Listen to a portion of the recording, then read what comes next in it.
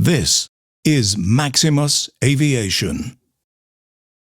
Just a reminder, I don't make the news, I just report it. But on a personal level, the story I'm about to tell you makes me literally nauseous. But it's news and news you need to know. So be sure and share your feelings in the comment section down below. Because frankly, I just don't know what to say about this subject anymore. But with that said, and in a disgusting and shocking development that shocked absolutely no one, the U.S. Department of Justice is preparing to offer Boeing yet another get-out-of-jail-free plea deal that allows Boeing once again to escape a criminal charge of fraud following the two fatal crashes in 2018 and 2019.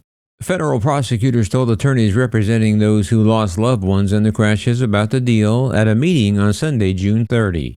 According to two of the lawyers representing the MAX crash families, Paul Cassell and Mark Lindquist, the plea deal would include a $244 million fine, a 3-year probation, and an independent monitor appointed to oversee the company's progress on safety and quality improvements. But family attorney Cassell described the proposal as yet another sweetheart deal that would not hold Boeing accountable for the crashes that killed more than 300 people. The victims' families have long felt the Justice Department has not done enough in the wake of the crashes, and said the 2021 agreement that allowed Boeing to avoid criminal charges let the company off too easily. Cassell said the memory of 346 innocent people killed by Boeing demands more justice than this.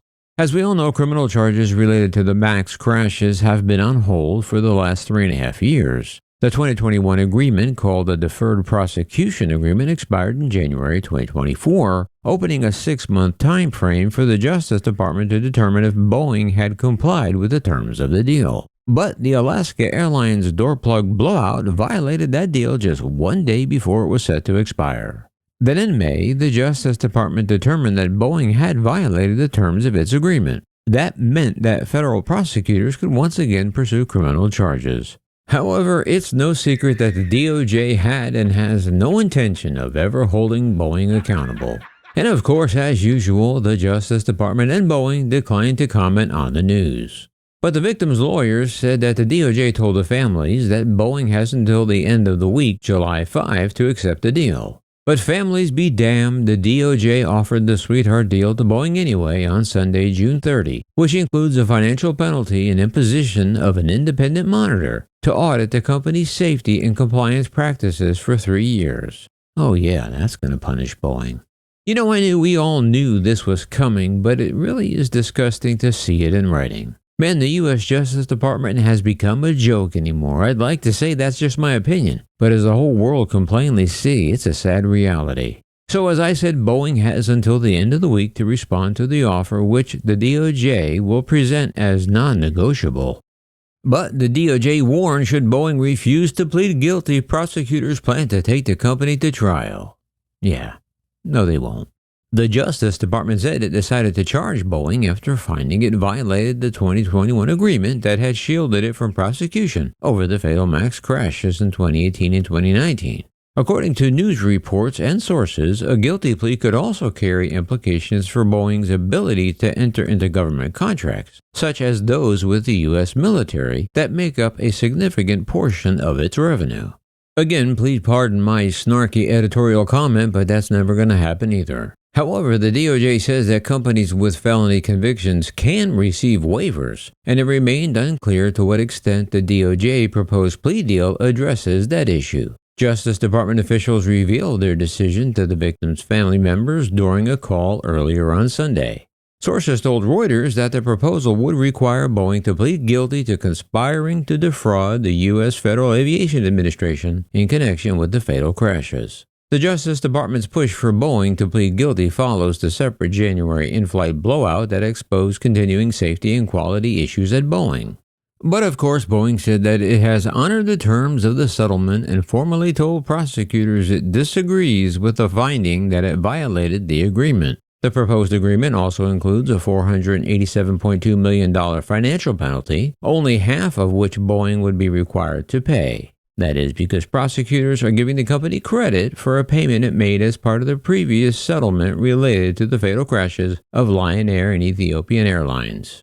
This newest DOJ penalty is the maximum legally allowed for the charge. However, Boeing could also likely be forced to pay restitution under the proposal's terms, the amount of which will be at a judge's discretion, the sources said. The offer also contemplates subjecting Boeing to 3 years of probation. The plea deal would also require Boeing's board to meet with the victims' relatives. But during the 2-hour meeting Sunday with the Justice Department and roughly 100 victims' families, family attorney Cassell said they objected to parts of the deal and shared concerns with federal prosecutors.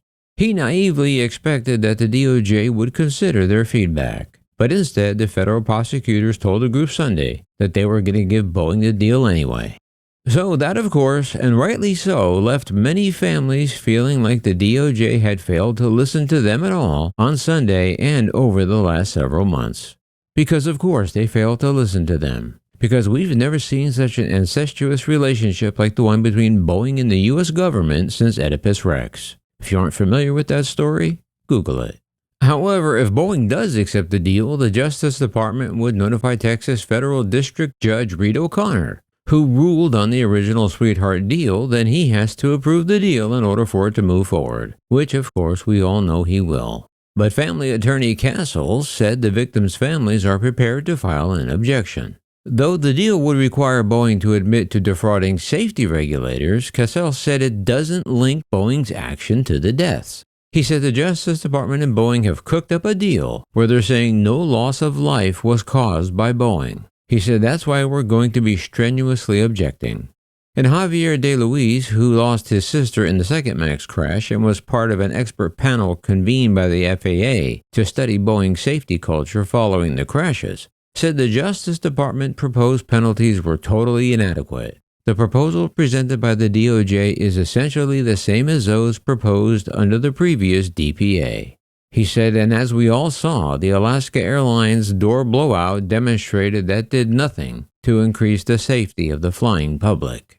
And attorney Aaron Applebaum, one of the lawyers representing victims' families' relatives, said family members wanted the company to face additional charges and stiffer financial consequences. The 737 MAX families vigorously opposed the shameful new sweetheart deal between Boeing and the Department of Justice. Applebaum called the proposed plea agreement financial penalty negligible and said victims' families will oppose the deal in court. And as for the DOJ, well, you guessed it. The DOJ declined comment on the family's reaction. However, a source told Reuters that it's unusual for the Justice Department to inform other interested parties of its plans before notifying the company in its crosshairs. Well, you know me, I don't take sides when it comes to politics on the channel. But I do take sides against right and wrong. And this whole situation is wrong, and it stinks, and the sad thing is, it's like watching a train wreck. There's nothing any of us can do but sit here and watch, and feel for all the poor families involved. So if you detect some sarcasm and contempt in my voice today, well, you're exactly right. But how about you? How are you feeling right now? Let me know down below. But to end on a happy note, whether the news is good or bad, I always appreciate each and every one of you for tuning into my little channel. And for that, I am always grateful. So thank you. And with that, until next time, yeah, this is Maximus.